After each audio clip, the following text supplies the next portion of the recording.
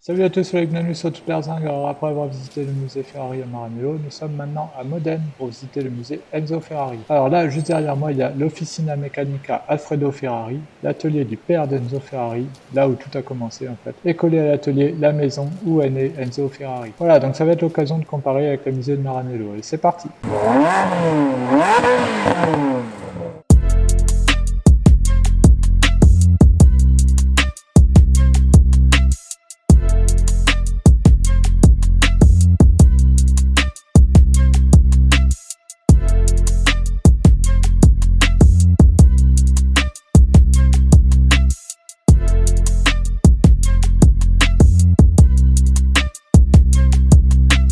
Alors ça y est, me voilà à l'intérieur du musée. Donc déjà, on arrive dans une grande salle. Donc là, c'est hyper moderne par rapport à celui de Maranello. Et donc là, on commence avec une 212 Inter. Donc là, on voit que c'est une voiture qui était plutôt destinée au voyage, grand tourisme. Parce que donc il y a la galerie avec les bagages dessus, c'est assez original sur une Ferrari. Et donc celle-ci est de 1953. Elle est équipée d'un V12. Un V12 de seulement 170 chevaux. Voilà, à l'époque, mais par contre 200 km/h quand même. Donc voilà, après, à côté, on a une 250 GTL, donc GT Lusso. Donc celle-ci est de 1962, elle est équipée d'un V12 de 240 chevaux, boîte 4 rapports, 240 km/h. Elle est très belle. D'ailleurs, elle a une couleur un peu particulière, celle-ci. Alors ici, on a une Ferrari 330 GT 2+2 de 1964, équipée aussi d'un V12. Donc cette fois-ci, elle fait 300 chevaux, celle-ci. Alors comme beaucoup de Ferrari, dessinée par Pininfarina. Un très joli bleu, azur. Et à côté, on a celle d'aujourd'hui, la GTC 4 Lusso. Donc là, par contre, donc toujours un V12 avant. Et là, par contre, on est à 690 chevaux. Donc là, on voit que ça a quand même bien évolué. Ici, on a la Portofino. Donc c'est le cabriolet 4 places actuel. Très belle ligne. Donc la remplaçante de la California. Équipée d'un V8. 670 chevaux. Donc là, voilà, c'est pareil. Plus rien à voir, là, ça évolue vraiment. Très joli rouge. C'est un rouge très profond. Regardez un peu l'intérieur. Et à côté, on a une 246 GT. Donc la Dino 246 GT. Voilà. Équipée d'un V6. Dessinée aussi par Pininfarina. Donc celle-ci est de 1969. Et elle fait 195 chevaux. Alors la Dino est un peu particulière parce que c'est la seule Ferrari qui n'a pas de badge Ferrari. Quand elle est entièrement d'origine comme celle-ci. Elle est badgée Dino à l'avant. Sur le volant aussi. Pareil sur les caches-moyeux. Mais c'est bien une Ferrari, elle est bien fabriquée par Ferrari à Maranello. Elle est reconnue comme telle, mais c'est pas marqué dessus. Pourquoi ? Parce que c'est un V6. Alors ici on a une magnifique 250 GT SWB. Très très belle. J'adore la config. Donc celle-ci est de 1959, équipée d'un V12. Un V12 2,9 litres de 240 chevaux. Et regardez, bon déjà la config j'adore, ce bleu là, et avec le drapeau français. Alors drapeau français, c'est en rapport avec le Tour de France, qui était une course mythique à l'époque. Là elle est vraiment, elle est comme neuve la voiture, c'est incroyable. Elle est superbe. Regardez cet avant là. Bah, ça en jette. Alors ici on a une 275 GTB4 de 1966, pareil équipée d'un V12, 300 chevaux, 260 km/h. Et là elle est dans un vert un peu spécial, je dirais. Regardez, c'est surtout l'intérieur dans ces voitures qui est incroyable. Donc là on est sur du cuir, volant en bois, tableau de bord en bois. Superbe. Ici on a une 456M, donc une version 4 places, très jolie également. Pareil un V12 avant, donc celle-ci est de 1998.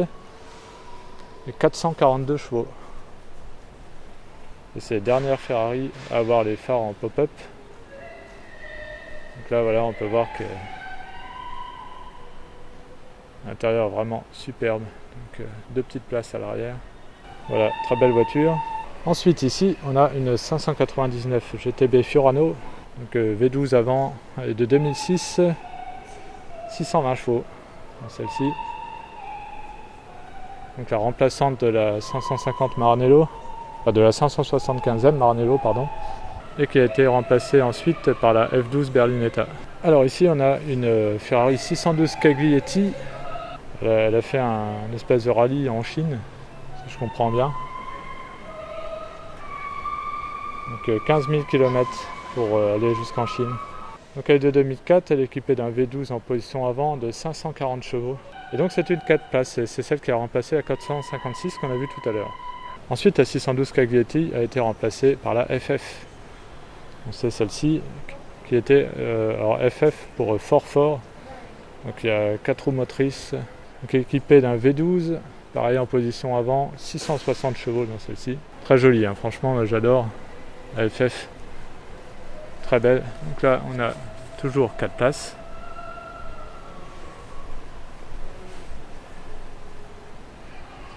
Et donc ici on a la toute dernière Ferrari, la Roma. Donc c'est un nouveau modèle, hein. En fait elle remplace aucun autre modèle existant.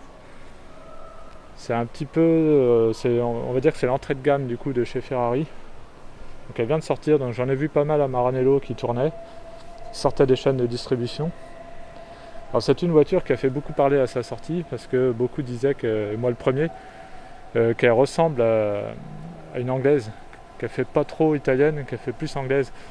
Et en fait ça c'est sur les photos, parce que quand on la voit en vrai, si elle fait vraiment bien italienne, ça c'est clair. Le seul truc moi qui me rend un petit peu sceptique, c'est cette grille là à l'avant. Cette grille là c'est un petit peu spécial. Je suis pas hyper fan, je pense qu'on va s'habituer. Mais déjà en vrai ça rend mieux qu'en photo cette grille. Donc voilà, vraiment très jolie voiture. Et non, elle fait bien italienne. Elle fait bien italienne. Alors, surtout l'arrière, en fait, j'adore. L'arrière, ça fait musclé. Alors là, on perd les feux ronds Ferrari, mythiques. Pour avoir des feux, un design assez particulier, un petit peu rectangulaire, je dirais. Voilà, mais regardez, franchement, ça a de la gueule. Hein. Alors, elle est vraiment réussie cette Ferrari, rien à dire.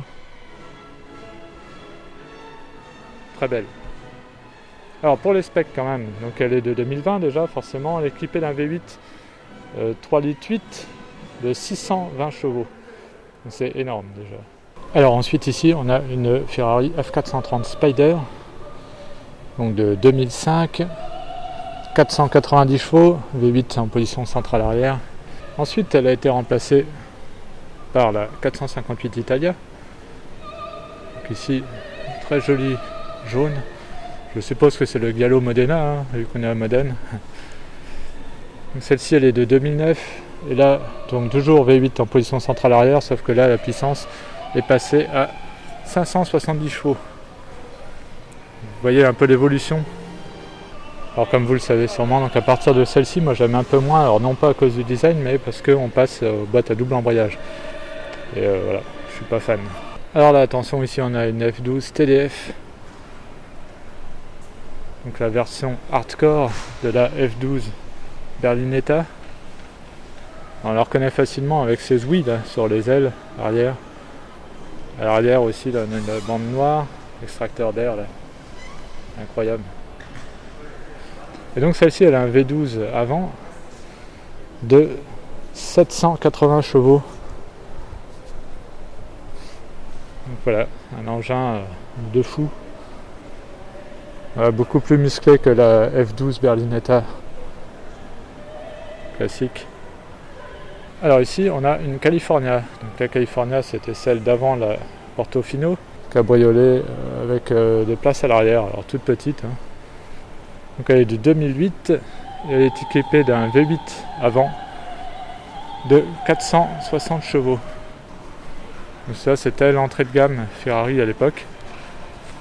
Et j'ai toujours entendu dire qu'elle avait été conçue plus ou moins pour les femmes. Celle-là, on va dire qu'elle est un peu plus utilisable au quotidien.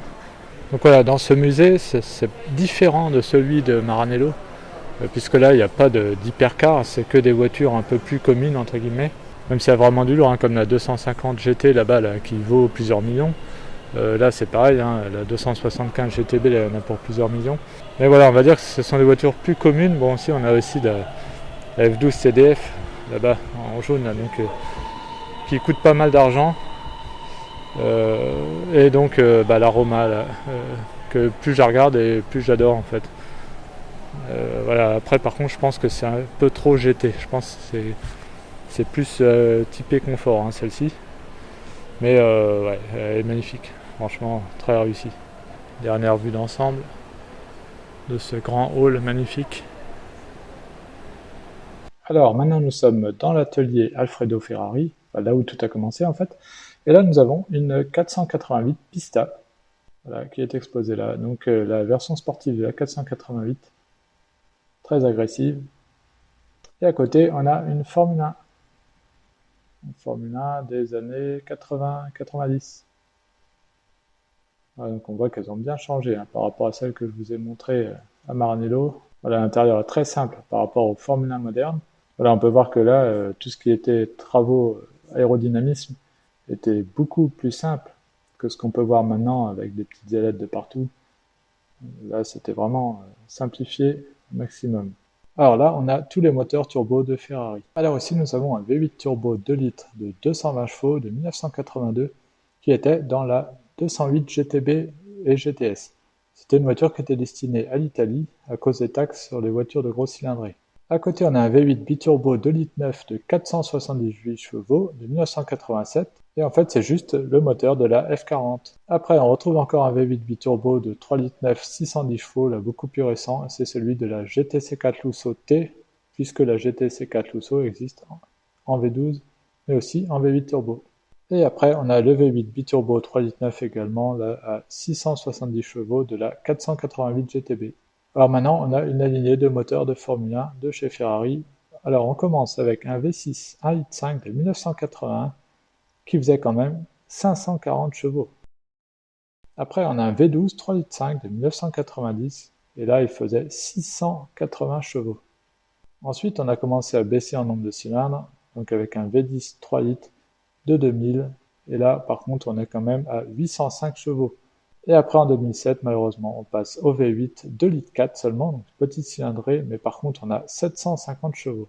Donc là, pareil, on a un petit peu moins de puissance que le V10. Alors après, on a les mythiques V12 de chez Ferrari. Donc là, on commence par un V12 à plat 4 litres 4 de 352 chevaux de 1973, et c'est celui qui était monté dans la 365 GT4 BB. Après, on a encore un V12 à plat, et là, il est de 1984, donc c'est celui de la Testarossa. Donc c'est un 4 litres 9, 428 chevaux. Ensuite, on trouve un V12 6 litres 3 de 660 chevaux, et là, c'est celui qui est monté dans la FF.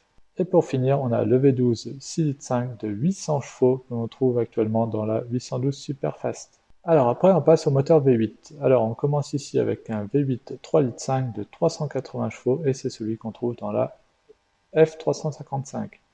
Ensuite, alors là, attention, là on a un V8 3 litres 6 de 400 chevaux, et c'est celui de la 360 Modena. Donc voilà, ça fait bizarre de voir le moteur de ma Ferrari comme ça, là, à l'extérieur de la voiture. D'ailleurs, on reconnaît bien les caches culbuteurs là, spécifiques à la Modena. Alors ici, on peut voir la courroie de distribution. Alors moi, je vais bientôt devoir changer la mienne, donc je vais peut-être piquer celle-là.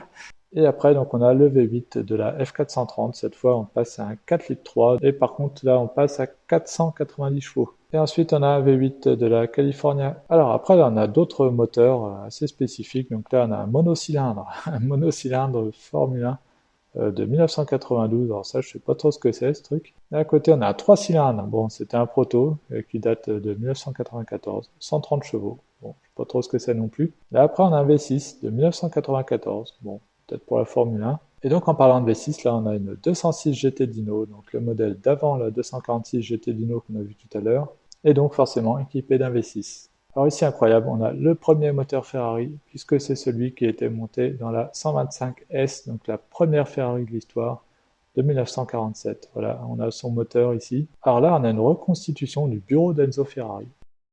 Donc voilà pour la visite de ce musée. Alors là, juste derrière moi, la maison où est né Enzo Ferrari, celui qui pour moi est un dieu d'automobile, un homme à qui on peut vraiment dire merci.